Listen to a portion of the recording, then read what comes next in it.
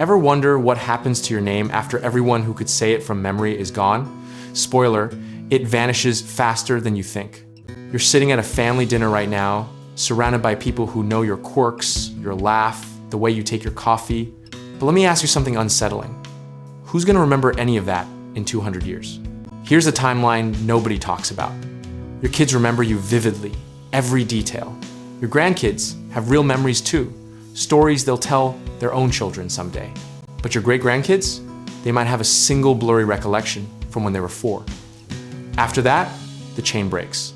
By the time we hit 2 centuries, every single person who ever shook your hand, heard your voice, or looked you in the eye is gone. And with them goes something irreplaceable, the lived experience of you. Now imagine you're a historian in the year 2225, digging through records. You find a name, maybe a birth certificate, perhaps a social media profile frozen in digital amber, but you don't find the person. You don't know how they moved through a room or what made them cry laughing at 3 in the morning. Those details aren't in any database. Here's where it gets interesting.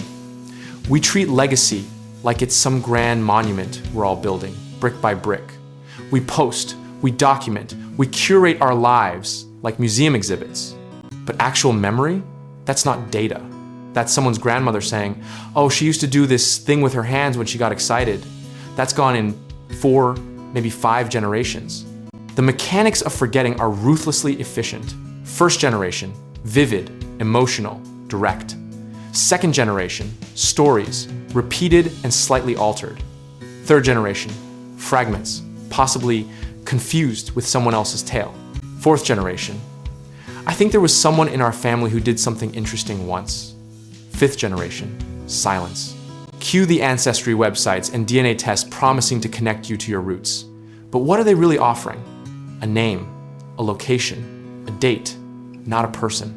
They can't tell you if your great-great-great-grandfather was funny or kind or terrible at keeping secrets. That information simply doesn't survive the gap between lived memory and recorded fact. Some people panic at this realization and double down. They write memoirs, record videos, create time capsules. And sure, maybe someone in 2250 stumbles across your file, but will they care? Will they feel anything beyond mild curiosity? The way you might feel reading a random diary from 1875. Here's the absurd part.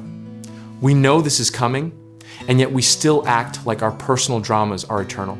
Every grudge, every achievement, every carefully crafted social media persona, all of it evaporates.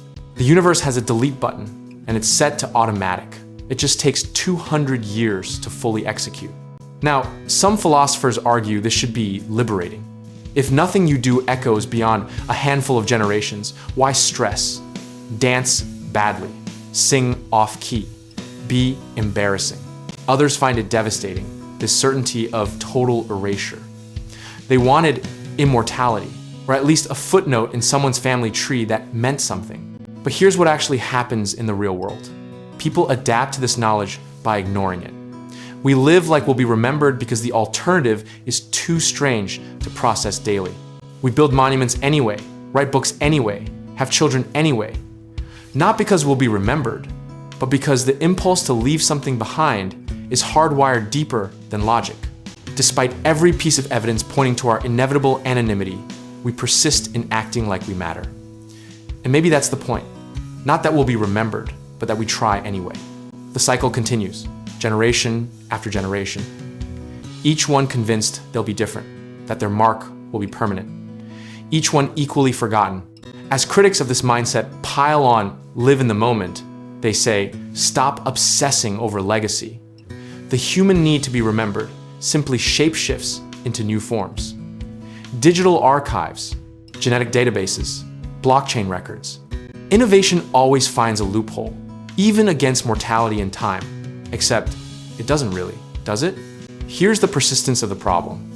Right now, someone is grieving a loss, terrified their loved one will be forgotten. And they're right to worry, because 2 centuries is all it takes.